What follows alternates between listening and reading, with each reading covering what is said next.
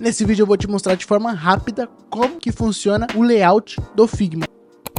Então, mudamos para a tela e esse aqui é o Figma em si. Esse aqui é o arquivo do Figma. Aqui em cima a gente tem as ferramentas, ele é muito fácil de aprender. Aqui estão todas as ferramentas que, se você quiser saber, tem um vídeo nesse canal só explicando sobre as ferramentas do Figma. Eu vou adicionar algumas aqui para vocês verem.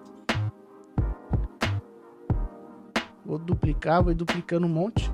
E para eu explicar melhor para vocês, aqui na esquerda a gente vai ter as layers, as camadas basicamente de tudo que vai estar documentado no seu arquivo. Tudo que vai estar aqui nessa área de trabalho vão estar aqui na esquerda, que são basicamente as camadas. Tudo que tem aqui, ó, se eu selecionar, ela vai selecionar aqui na esquerda também. Se eu selecionar outra, vai selecionar, que é o mesmo. Esse aqui é o mesmo arquivo, ela só vai estar documentada aqui. São basicamente as camadas onde você consegue dar 2 cliques e renomear também ela. Retângulo, todo errado. Pode escrever do jeito que você quiser. Basicamente é isso. Partindo aqui para cima, a gente tem drafts e o nome do seu arquivo. Dá 2 cliques e a gente consegue escrever o nome e atualizar também. Então vou deixar ferramentas mesmo. Pronto, free. E aqui, clicando nessa seta, a gente tem algumas opções que não vem ao caso agora, mas basicamente onde você consegue ver o histórico de versões. Então, daquele Ctrl Z que a gente faz, vai estar tudo documentado. A gente clica aqui e vai aparecer todo o seu histórico aqui, ó, 12h24, 12h44, todo o horário que você fez as atualizações, tudo que você ajustou vai estar tudo documentado aqui, que você consegue voltar ou ir para frente, o que você preferir. Clicou na seta, a gente consegue exportar também, sidebar, create band e o arquivo, o perfil de cores do arquivo. Tem sRGB e o change color to display P3, que é da tela, né? Basicamente eu não uso, eu nem ajusto isso aqui, eu deixo em RGB mesmo. A gente consegue duplicar o arquivo também, renomear o arquivo também, mover o arquivo e deletar o arquivo. Seguindo para cá, a gente consegue ver aqui é onde vão aparecer, caso você esteja trabalhando em equipe, vão aparecer a foto de cada um ali. A gente consegue ver todos que estão no mesmo arquivo que você. Clicando na seta, a gente consegue abrir aqui a opção. Então esse aqui sou eu, o cara do Figma, que é o nome, e aqui vai estar a minha foto. Spotlight Me, que é para você seguir alguma pessoa, você consegue seguir alguma pessoa ou alguma pessoa seguir você, o que você está fazendo. Então, se alguém estiver trabalhando aqui junto comigo, eu consigo seguir ela, a tela dela. Eu clico e ele já vai acompanhando a tela dela, o que ela está editando, o que ela está fazendo. No canto direito aqui a gente tem ícone de fone. Quando a gente clica, a gente consegue conversar com o pessoal do time. Consegue conversar, eu já fiz isso. A gente ativa isso e consegue ficar conversando. Coloca um fone ou um microfone que você tiver aí. Clicando, eu não tenho a funcionalidade nessa conta, porque ela tá no plano gratuito, Starter e Profissional. Caso você queira, então aqui, ó, Audio Conversations é no plano profissional, que são $12 por mês. Seguindo, a gente consegue compartilhar o arquivo. Então clicou aqui, a gente consegue copiar o link para o modo desenvolvedor, que inclusive eu já vou explicar como é que funciona. Publicar na comunidade do Figma. O Figma tem uma comunidade onde você consegue publicar esses arquivos. Então, se você quiser deixar algum mockup, algum arquivo editável para o pessoal duplicar também, você consegue publicar nessa própria comunidade do Figma e pegar o código de embed. Isso aqui eu não uso muito. Anyone, que é quem pode acessar esse arquivo. A gente consegue todas as pessoas que podem ver. Se eu clico, a gente consegue editar também. Todas as pessoas podem editar ou ver. A gente só tem a opção de colocar o ver, mas provavelmente deve ser isso por causa do plano, alguma coisa assim. Todas as pessoas a gente consegue trocar também, somente as pessoas que eu enviar o acesso. Então você consegue mandar para um e-mail da pessoa e só ela ter acesso a isso, só você e ela ter o acesso. Ou você consegue deixar para todas as pessoas terem acesso e você coloca uma senha aqui, ó, password requer, mas basicamente precisa também do plano, precisa assinar para ter essa funcionalidade. E você consegue colocar uma senha. Se você não colocar senha, você gera o link e você consegue, para quem você mandar, a pessoa consegue ter acesso. O link em si. E aí a pessoa só entrou no link e já consegue editar o arquivo. Vamos fechar. Aqui já tem o Dev Mode, que é o modo de desenvolvedor, como ele é feito para isso, para aplicativos, para computador, para sites. Isso aqui a gente tem um modo só para desenvolvedores, onde o Figma mesmo já gera, já ajuda com códigos para você pro desenvolvedor em si, que auxilia ao desenvolvedor a editar a página, a subir a página ou o aplicativo em que for.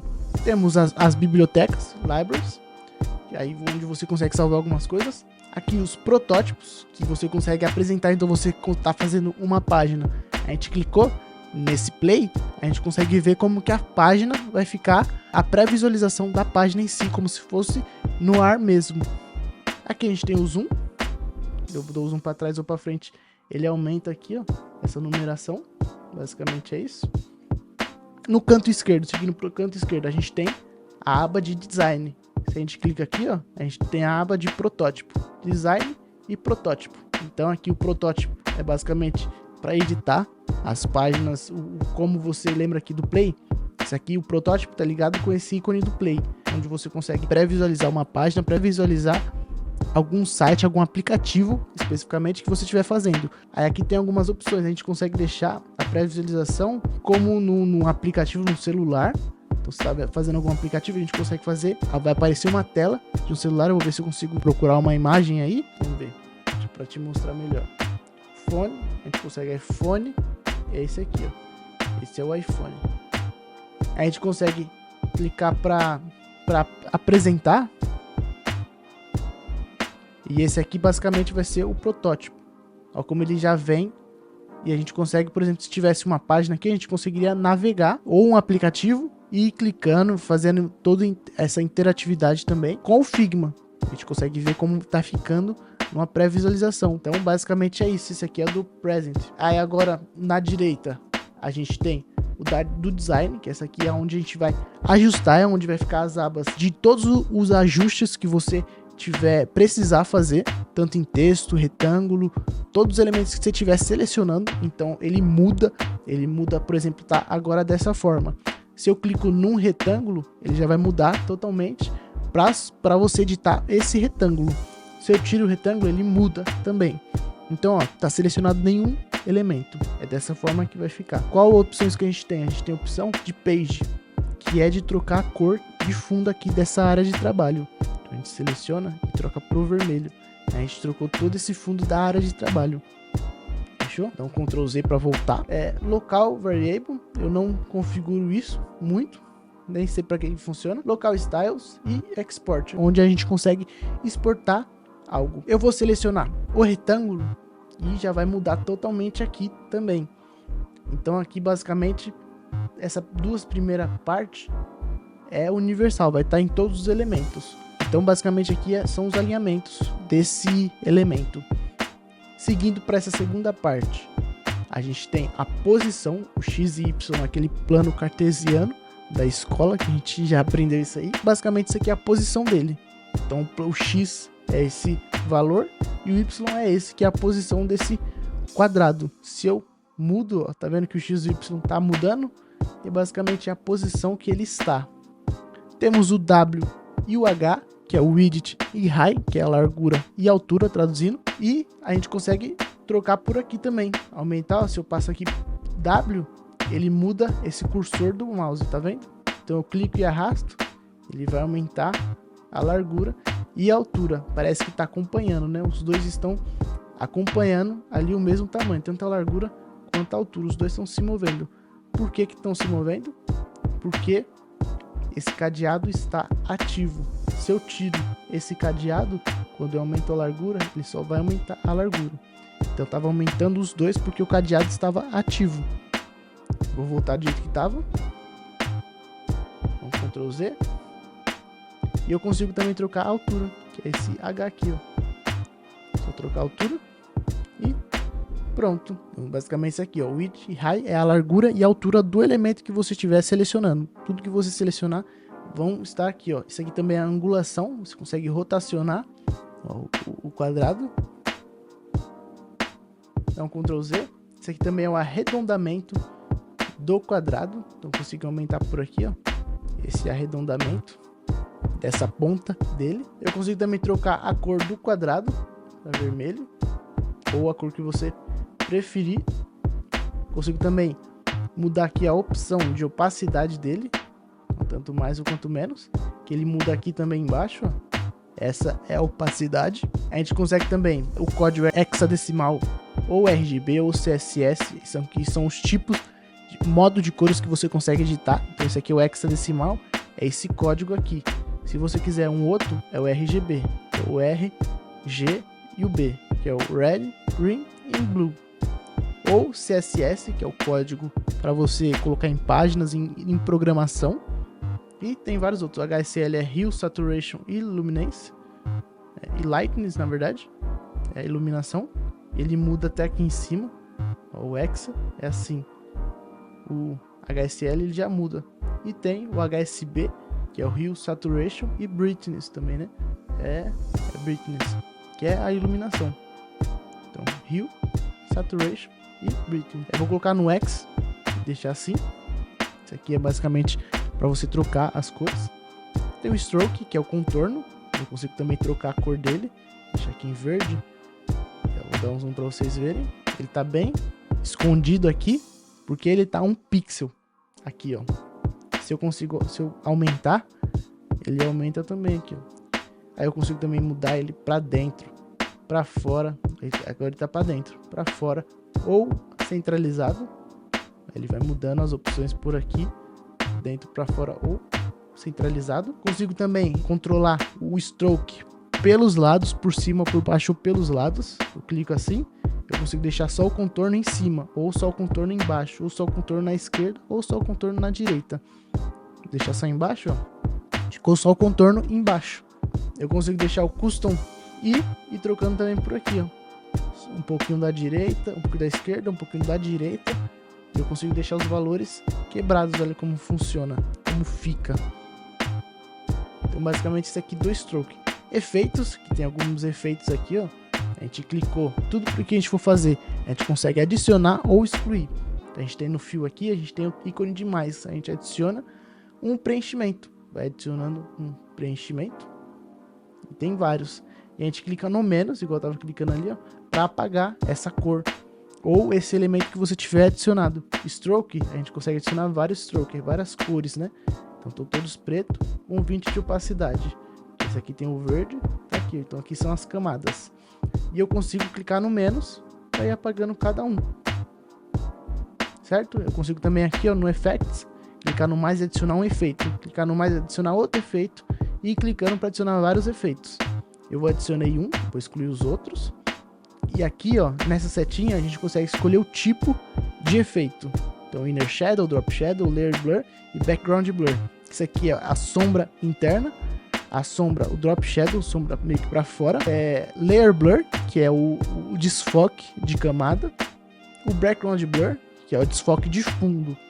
Vou deixar o Drop Shadow e aqui você consegue navegar por cada efeito. Vou deixar o Drop Shadow e eu clico aqui em Effect Settings, que é as configurações desse efeito em si. Clico nesse quadradinho, consigo também, igual o plano cartesiano, X e Y, consigo aumentar aqui, ó, ele movendo ali a posição dele. Então X é a largura, né? É a esquerda e direita, e o Y é para cima ou para baixo. Ó, esse aqui é a posição da sombra. A gente tem também o blur, que é o desfoque, então ela tá numa sombra dura aqui, ó, bem marcada. A gente consegue aumentar o desfoque, apagando ela ainda continua ali, só que ela não tá bem marcada, ela tá bem mais desfocada. Vou zerar para vocês verem. E assim ela fica sem o blur. Aqui embaixo a gente consegue trocar a cor desse blur. Aqui, ó. Clicou aí, deixar um vermelho e aumentar a opacidade dele. E ele fica essa sombra aqui, ó. A gente consegue ir controlando também. E aumentar o blur ou diminuir. Esse aqui é o blur. A gente fecha também. Vamos apagar esse efeito e vamos adicionar outro. E a gente consegue também o Inner Shadow, que é a sombra basicamente para dentro. Deixar um branco assim, um blur. Deixar 100% de opacidade.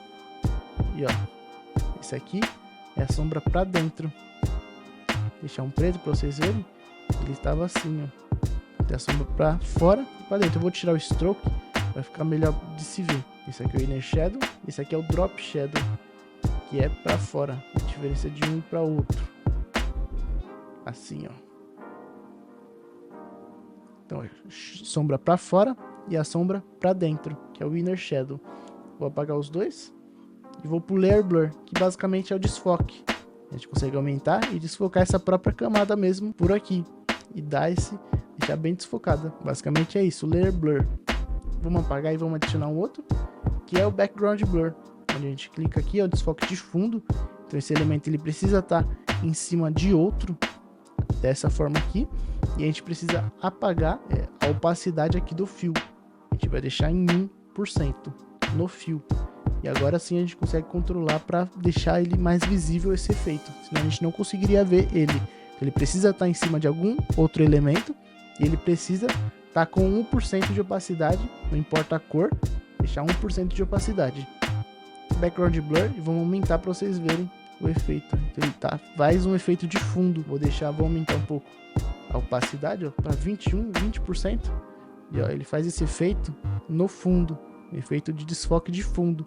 Não é ele em si, esse retângulo, e sim o que tiver atrás dele. Se eu deixo ele sozinho, não vai mudar muito o efeito. Ele precisa ter algo atrás dele para dar esse efeito. Basicamente é isso. Esses são os 4 tipos de efeito que tem no Figma.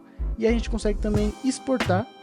Clicar aqui, ó, no mais, exportar em 1x, que isso aqui é a largura, o tamanho dele. Ele tá 2315 por 2315. Se eu clico nessa setinha e mudo algum desses, se eu coloco 2x, ele vai ficar o dobro de largura dali, ó, de 2315, ele vai dobrar quando eu exportar. Ele vai ficar 4630, ele vai dobrar. E eu consigo deixar 1,5 também. Isso aqui basicamente ele vai multiplicar 1,5 por 2315. Aí ele na exportação vai ficar esse tamanho. Vou deixar assim mesmo 1, que é o padrão. O sufixo é quando você salvar esse arquivo, qual é o nome que ele vai ter antes. Então, quando a gente exporta, clicar em exportar, ele vai salvar assim, ó, retângulo 7, que é esse nome dessa camada, retângulo 7.